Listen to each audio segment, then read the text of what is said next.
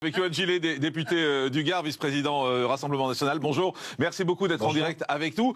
C'est pas un peu insultant, finalement, Elisabeth Borne qui dit on ne veut pas de vos voix?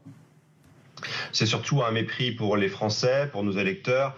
Et puis, c'est un mépris pour la démocratie, parce que l'Assemblée nationale est composée de députés de différents bords politiques et toutes les voix comptent. Et en plus, ce qu'elle dit est faux, puisque si nous avions voté contre ce texte, eh bien le texte aurait été rejeté. Et du coup, vous n'avez pas de regret d'avoir voté pour?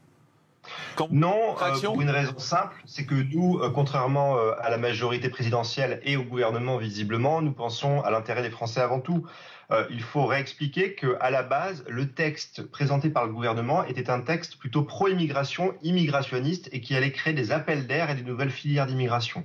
Et on a réussi, eh bien, finalement, avec l'aide des Français, qui nous ont aidés à mettre une pression sur la majorité présidentielle et sur le gouvernement et l'ensemble des parlementaires, eh bien, à imposer des sujets et à imposer des textes qui sont aujourd'hui bien meilleurs pour les Français. J'en veux pour preuve, par exemple, la priorité nationale, le rétablissement du délit de séjour irrégulier, la déchéance de nationalité qui est rendue possible par ce texte pour les binationaux qui s'en prennent notamment à nos forces de l'ordre, l'expulsion des délinquants étrangers, le durcissement des règles en matière de regroupement familial, bref, tout un tas de mesures qui sont essentielles et qui étaient dans le programme de Marine Le Pen. C'est pour cette raison qu'on a voté pour ce texte, parce qu'il y a des améliorations. Alors après, on ne ment pas aux Français, on le dit, ce texte n'est pas parfait, loin de là.